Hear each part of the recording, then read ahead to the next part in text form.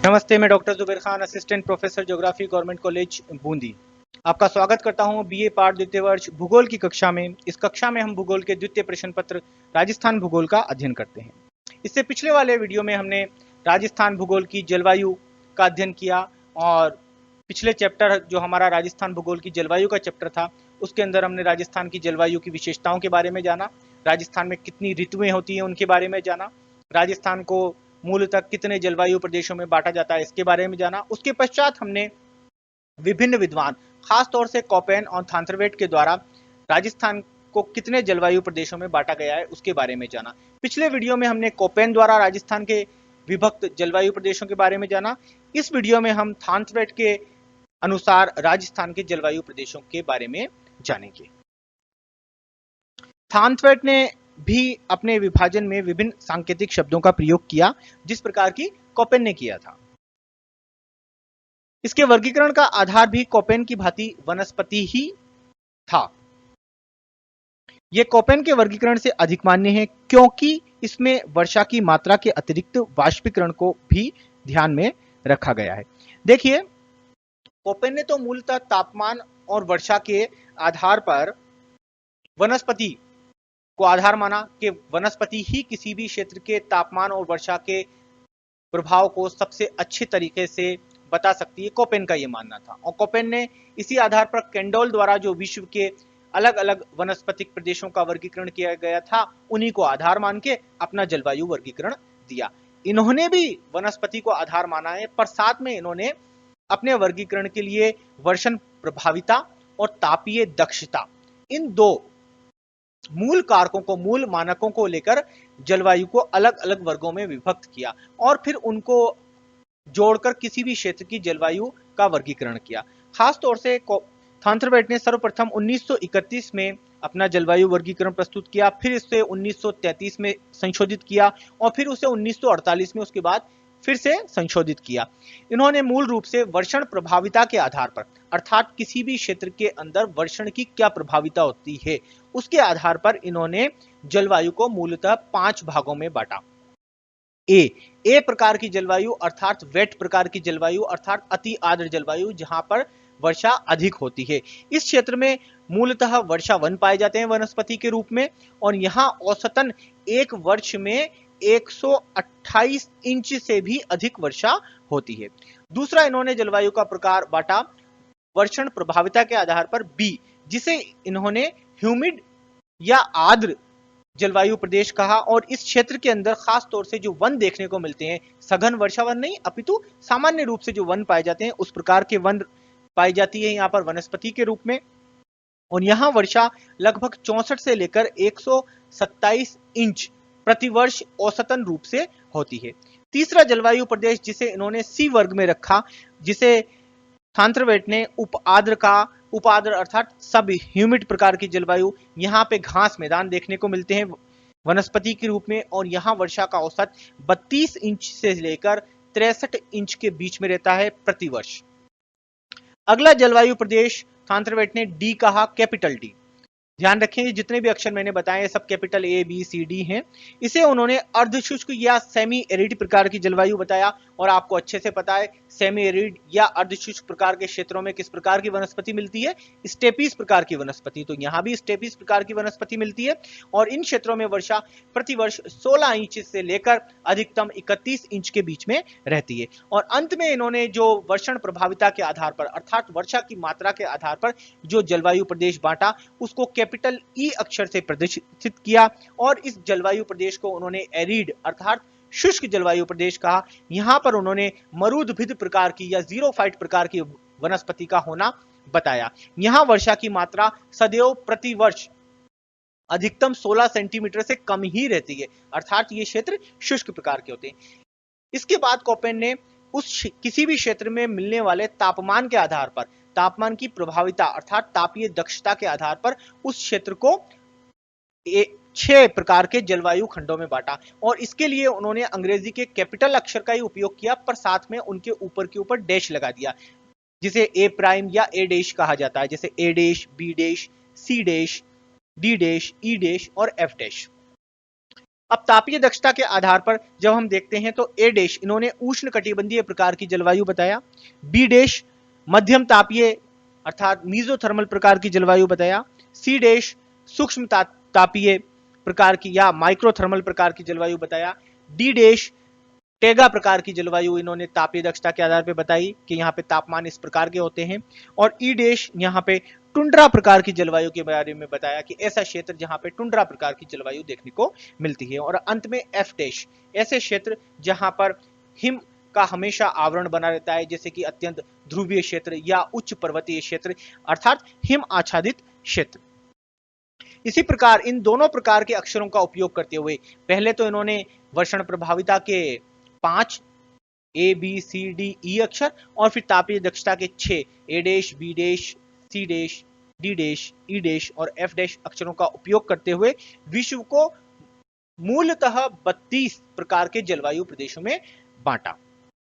अब इन्होंने संपूर्ण विश्व के लिए अलग अलग जलवायु प्रदेश बताए, उसी आधार पर भारत को थॉर्नथरवेट के अनुसार किन जलवायु प्रदेशों में आता है और फिर भारत के अंदर राजस्थान किन जलवायु प्रदेशों में आता है, इसको अलग कर राजस्थान के संदर्भ में थॉर्नथरवेट द्वारा दिए गए जलवायु वर्गीकरण को हम पढ़ रहे हैं। अब आप देख सकते हैं कि यहाँ पर ये जो राजस्थान का पश्चिमी भाग है, यहाँ ई ए देश डब्ल्यू प्रकार की जलवायु पाई जाती है।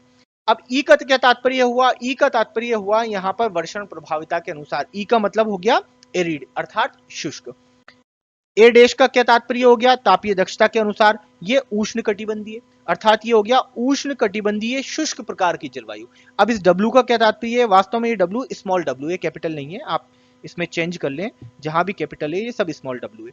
जिस प्रकार कोपेन ने भी किसी भी क्षेत्र की जलवायु की विशेषता को दर्शाने के लिए अंग्रेजी के स्मॉल अक्षर का उपयोग किया था, उसी तरह थॉर्नथरवेट ने भी अंग्रेजी के स्मॉल अक्षरों का समावेश किया है क्षेत्र विशेष की जलवायु विशेषताओं को प्रदर्शित करने के लिए। इन्होंने मूल रूप से स्मॉल आर का प्रयोग किया है अपने वर्गीकरण में, जिसका तात्पर्य है वर्ष भर उस क्षेत्र में वर्षा होती है। इन्होंने स्मॉल डी का प्रयोग किया है, इसका तात्पर्य है वर्ष भर उस क्षेत्र में बहुत कम वर्षा होती है। इन्होंने स्मॉल डब्ल्यू का उपयोग किया है, उसका तात्पर्य है शीत ऋतु में कम वर्षा होती है, अर्थात कोपेन के अनुसार ही स्मॉल डब्ल्यू जैसे कि शुष्क शीत ऋतु के लिए प्रदर्शित होता है। और स्मॉल एस का इन्होंने प्रयोग किया है अर्थात शुष्क ग्रीष्म ऋतु। अब यहाँ पे देखिए राजस्थान के अंदर थॉर्नथरवेट के अनुसार जो भी जलवायु प्रदेश है उसमें पीछे की ओर सब जगह यहाँ पर स्मॉल डब्ल्यू जोड़ा गया है। स्मॉल डब्ल्यू का यह तात्पर्य है कि राजस्थान में जो शीत ऋतु होती है वो शुष्क होती है। शुष्क होने का कतई ये तात्पर्य नहीं है कि यहाँ वर्षा नहीं होती, वर्षा होती है, पर इस क्षेत्र की अधिकांश वर्षा ग्रीष्म ऋतु के बाद प्राप्त की जाती है, ग्रीष्म ऋतु में प्राप्त की जाती है, क्योंकि ग्रीष्म ऋतु के जस्ट बाद ही हमारी वर्षा ऋतु प्रारंभ हो जाती है, जिसमें हम अपनी अधिकांश वर्षा लगभग 90% वर्षा हम अपनी मानसून काल में या वर्षा ऋतु में ग्रीष्म ऋतु के बाद वाली ऋतु में प्राप्त करते हैं। शीतकाल में थोड़ी बहुत हमारे यहाँ वर्षा होती है, जिसे हम मावट के नाम से जानते हैं। अब देखते हैं थॉर्नथरवेट के अनुसार राजस्थान के पश्चिमी क्षेत्रों में ई ए डैश डब्ल्यू प्रकार की जलवायु है। ई का तात्पर्य हो गया यहाँ पे एरिड और ए का देश का तात्पर्य हो गया ट्रॉपिकल। ट्रॉपिकल एरिड अर्थात उष्ण कटिबंधीय शुष्क प्रकार की जलवायु। चलिए इस तरफ बढ़ते हैं। यहां पर हो गया डी, डी का तात्पर्य हो गया यहाँ पे सेमी एरिड अर्थात अर्धशुष्क प्रकार की जलवायु।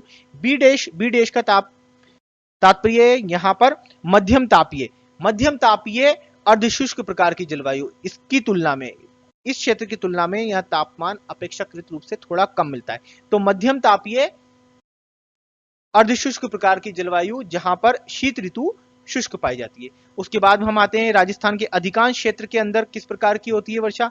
यहाँ डी का तात्पर्य है सेमी एरिड अर्थात ये अर्धशुष्क प्रकार की जलवायु का क्षेत्र है। यहाँ पे ए देश का क्या तात्पर्य है? ए देश का तात्पर्य है कि ये उष्ण कटिबंधीय क्षेत्र है, उष्ण कटिबंधीय अर्धशुष्क प्रकार की जलवायु। इस संपूर्ण क्षेत्र में उष्ण कटिबंधीय अर्धशुष्क प्रकार की जलवायु पाई जाती है। थॉर्नथरवेट के अनुसार देखिए आप राजस्थान के अधिकांश जिले केवल इसी क्षेत्र में आ रहे हैं, और हम देखते भी हैं कि राजस्थान में वास्तव में जब हम तापमान और वर्षा के आंकड़ों का जब विश्लेषण करते हैं तो देखने को यही आता है कि हमारा अधिकांश क्षेत्र उष्ण कटिबंधीय अर्धशुष्क प्रकार की जलवायु के अंदर सम्मिलित होता है, और यहाँ पर शीत ऋतु जो होती है वह प्राय शुष्क के शुष्क ऋतु के रूप में होती है, अर्थात वर्षा कम से कम प्राप्त होती है उस ऋतु में। नीचे की ओर हम बढ़ते हैं। ये वाला जो क्षेत्र है आपने देखा ही है, राजस्थान के भौतिक प्रदेशों में ये एक ऐसा क्षेत्र है जहां राजस्थान की सबसे ज्यादा आर्द्रता पाई जाती है, क्योंकि इन क्षेत्रों में राजस्थान की सबसे ज्यादा वर्षा भी प्राप्त होती है। देखते हैं थांथरवेट ने इन क्षेत्रों के लिए कौन से जलवायु प्रदेशों का सुझाव दिया। सी का क्या तात्पर्य है? सी का तात्पर्य है सब ह्यूमिड, अर्थात ये क्षेत्र उप आर्द्र प्रकार की जलवायु के प्रदेश है। किसके आधार पर? वर्षण प्रभाविता के आधार पर ये क्षेत्र उपाद्र प्रकार के हैं, जहां पे आर्द्रता मिलती है। इन सभी क्षेत्रों की तुलना में यहां अधिक आर्द्रता मिलती है। अत्यधिक तर आर्द्रता नहीं है, उप आर्द्रता वाले क्षेत्र हैं। ए देश का क्या तात्पर्य है? ए देश का तात्पर्य है ये उष्ण कटिबंधीय क्षेत्र है, अर्थात यहाँ तापमान ज्यादा पाया जाता है। उष्ण कटिबंधीय उपाद्र, इस क्षेत्र की जलवायु का क्या नाम हुआ? उष्ण कटिबंधीय उपाद्र प्रकार की जलवायु। उष्ण कटिबंधीय उपाद्र प्रकार की जलवायु। उपाद्र कहां से आया? उपाद्र सी से आया।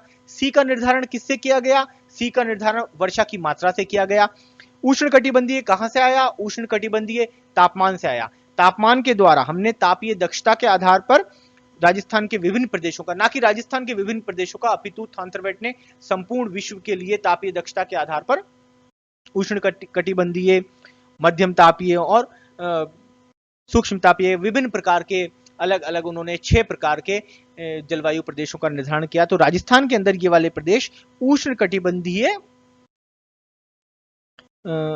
उप आर्द्र प्रदेश के अंदर सम्मिलित होते हैं, ये क्षेत्र जो आप देख रहे हैं। चलिए आगे देखते हैं अब राजस्थान के प्रत्येक जलवायु प्रदेश की क्या विशेषताएं हैं, और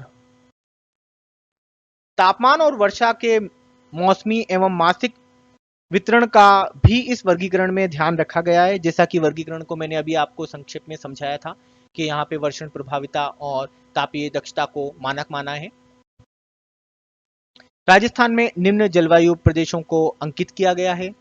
पहला जलवायु प्रदेश है, आप देख रहे हैं यहाँ पे CA-W। सी का तात्पर्य है वर्षण प्रभाविता से यहाँ पे आया। ये आता है सब ह्यूमिड अर्थात उपाद्र। ए देश का तात्पर्य है उष्ण कटिबंधीय। उष्ण कटिबंधीय उप आर्द्र प्रकार की जलवायु, जहां पर शीत ऋतु में वर्षा कम होती है, अर्थात शुष्क शीत ऋतु होती है।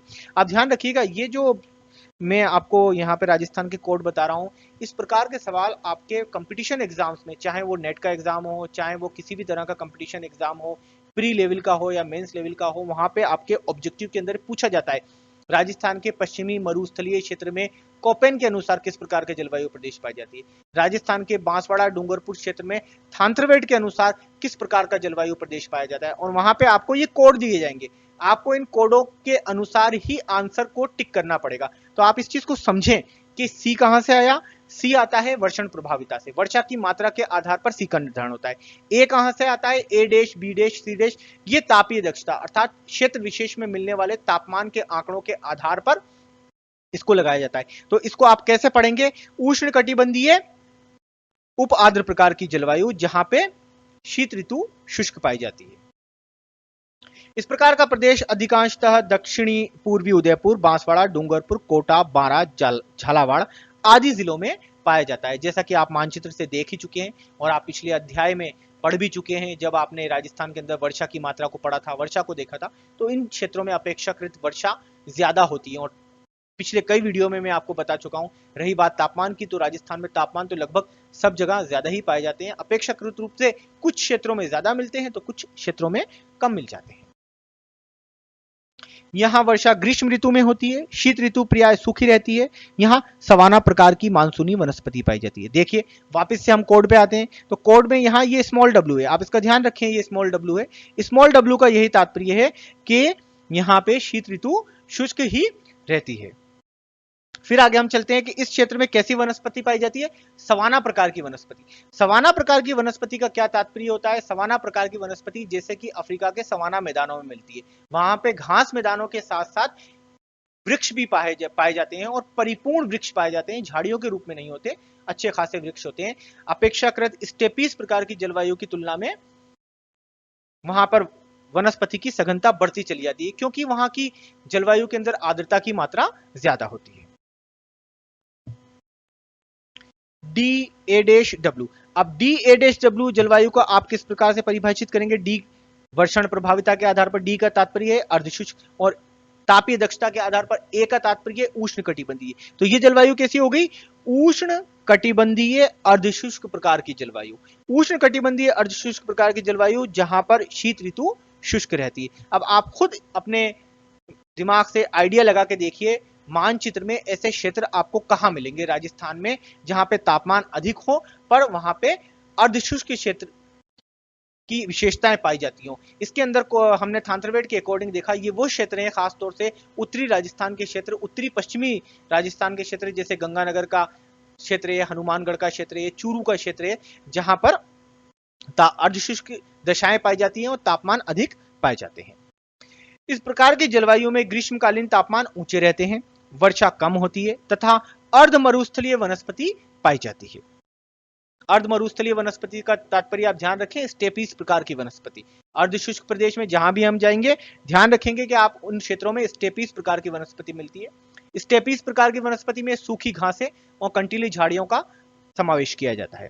राजस्थान का अधिकांश भाग, खासतौर से बाड़मेर व जोधपुर का अधिकांश भाग, बीकानेर, चूरू, झुंझुनू का दक्षिणी भाग, सिरोही, जालोर, पाली, अजमेर, उत्तरी चित्तौड़गढ़, बूंदी, सवाई माधोपुर, टोंक, भीलवाड़ा, भरतपुर, जयपुर, अलवर आदि जिले इस जलवायु प्रदेश के अंदर सम्मिलित किए जाते हैं। ये एक ऐसा प्रदेश है जहां पे राजस्थान का अधिकांश क्षेत्र सम्मिलित किया गया है।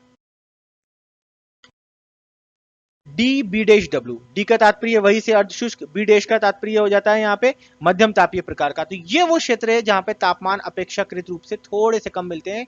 जैसा कि मैंने आपको बताया था, राजस्थान का उत्तरी क्षेत्र, इस क्षेत्र के अंदर हम राजस्थान के उत्तरी जिलों को सम्मिलित कर सकते हैं। इस प्रदेश के भागों में शीत ऋतु छोटी और शुष्क परंतु ग्रीष्म ऋतु लंबी और वर्षा काल वाली होती है।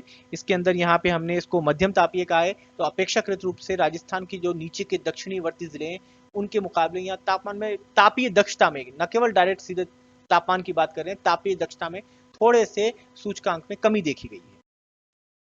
यहाँ कंटीली झाड़ियां और अर्ध मरुस्थलीय वनस्पति, अर्ध मरुस्थलीय का तात्पर्य स्टेपीज प्रकार की वनस्पति पाई जाती है।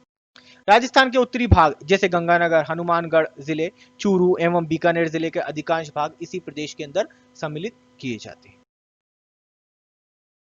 ई ए डैश डी प्रकार की जलवायु। अब ई ए डैश डी प्रकार की जलवायु किन क्षेत्रों में मिलती है? अब यहाँ पे ई का मतलब होता है एरिड, एरिड का मतलब पूर्णतः शुष्क, जहां पे वर्षा बहुत कम होती होगी। चलिए आगे देखते हैं। ए डैश का मतलब होता है तापमान के अनुसार आया है। तापमान, एक देश का मतलब ऐसा क्षेत्र जहां तापमान अधिक पाया जाता है, अर्थात उष्ण कटिबंधीय, ट्रॉपिकल क्षेत्र। तो इस जलवायु का नाम क्या हुआ? ट्रॉपिकल एरिड, अर्थात उष्ण कटिबंधीय शुष्क प्रकार की जलवायु। अब ये स्मॉल डी का क्या तात्पर्य है? स्मॉल डी का तात्पर्य है कि इन क्षेत्रों में वर्ष भर बहुत कम वर्षा होती है, चाहे वो ग्रीष्म ऋतु के बाद में आने वाली हमारी वर्षा ऋतु हो, तब भी यहाँ पर बहुत कम वर्षा होती है, और शीत ऋतु तो शुष्क होती है।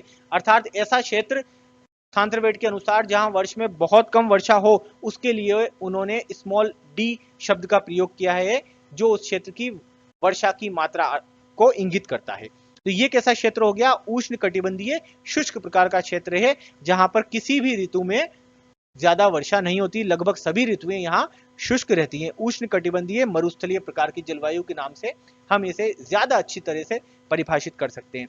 अब राजस्थान के पिछले अध्याय जो आपने पढ़े उसमें आपने देखा होगा, इस प्रकार के क्षेत्र जहां पे तापमान भी अधिक पाया जाता हो, वर्ष भर अत्यंत न्यून वर्षा होती हो, वो क्षेत्र राजस्थान में कहां पर है? वो क्षेत्र राजस्थान में खास तौर से राजस्थान के सुदूर पश्चिमी क्षेत्र है, चाहे वो जैसलमेर जिले का पश्चिमी क्षेत्र हो, सुदूर वाला, जिसे हम थार के मरुस्थल के नाम से जानते हैं, फिर चाहे वो बाड़मेर का उत्तरी पश्चिमी क्षेत्र हो, कुछ क्षेत्र बाड़मेर का सम्मिलित किया जा सकता है, फिर चाहे वो बीकानेर का पूरा पश्चिमी वाला क्षेत्र हो, और चाहे गंगानगर का दक्षिणी पश्चिमी वाला क्षेत्र सम्मिलित किया जाता हो। ये वो क्षेत्र हैं जहां पे वर्षा लगभग 10 सेंटीमीटर से कम पाई गई थी पिछले वीडियोस में। तो उन क्षेत्रों को थांथरवेट ने ई ए डैश डी अर्थात उष्ण कटिबंधीय शुष्क जलवायु प्रदेश, जिसे हम उष्ण कटिबंधीय मरुस्थलीय जलवायु प्रदेश भी कह सकते हैं, उनके अंतर्गत रखा है। चलिए इसकी विशेषताओं के बारे में देखते हैं। यह अत्यंत गर्म और शुष्क जलवायु प्रदेश है। यहाँ प्रत्येक मौसम में वर्षा की कमी अनुभव की जाती है, जैसा कि इस स्मॉल डी से आपको दिख ही रहा है।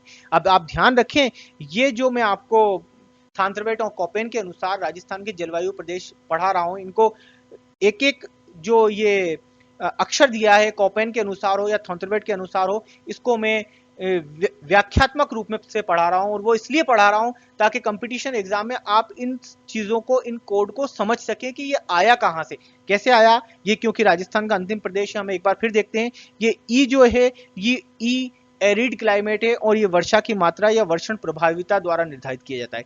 फिर उसके बाद ये दूसरा अक्षर है, ये उस क्षेत्र के तापमान अर्थात तापीय दक्षता द्वारा निर्धारित किया जाता है। और ये जो तीसरा अक्षर है स्मॉल लेटर के रूप में, ये उस क्षेत्र की साल भर की ऋतु के बारे में बताता है कि भाई किस ऋतु में वर्षा होती है, कौन सी ऋतु शुष्क रहती है, क्या वो क्षेत्र पूरा तर रहता है, क्या वो क्षेत्र साल भर शुष्क रहता है। अगर ये साल भर वर्षा प्राप्त करने वाला क्षेत्र होता तो यहाँ पे आर आ जाता है, स्मॉल आर, पर ये कैसा क्षेत्र है कि यहाँ पे साल भर वर्षा की न्यूनता पाई जाती है। तो इन कोड को आप समझे, बजाय इनको रटने के अलावा आपको इनको समझ के याद रखना पड़ेगा। आप समझ के याद करेंगे तो परीक्षा में आप कभी भी इस प्रकार के सवालों को गलत नहीं करेंगे। चलिए आगे देखते हैं। वनस्पति केवल मरुस्थलीय प्रकार की होती है और जीरोफाइट वनस्पति या मरुद्भिद प्रकार की वनस्पति होती है। वनस्पति का कहीं कोई पूर्ण आवरण देखने को नहीं मिलता, दूर दूर छितरी छितरी वनस्पति पाई जाती है। कंटीली वनस्पति होती है, मूलतः कैक्टस के रूप में होती है। पत्तियां मोटी और गुदगुदी होती हैं, कई जगह पत्तियां वाष्पोत्सर्जन को कम करने के लिए कांटों के रूप में तब्दील हो जाती हैं। तो पूर्णतः मरुस्थलीय प्रकार की वनस्पति देखने को मिलती है, जहां कहीं भी देखने को मिलती है। वैसे वनस्पति का आवरण यहाँ पे लगभग लुप्त प्राय ही होता है। राजस्थान की मरुस्थली में स्थित बाड़मेर, जैसलमेर, पश्चिमी जोधपुर, दक्षिणी पश्चिमी बीकानेर आदि जिले इस प्रदेश के अंतर्गत सम्मिलित किए जाते हैं, जैसा कि आप राजस्थान के पिछले वीडियोस में देख चुके होंगे। इस वीडियो को अंत तक देखने के लिए आप सभी का बहुत बहुत धन्यवाद। राजस्थान के अगले अध्याय के नए वीडियो के साथ हम जल्द ही मिलेंगे।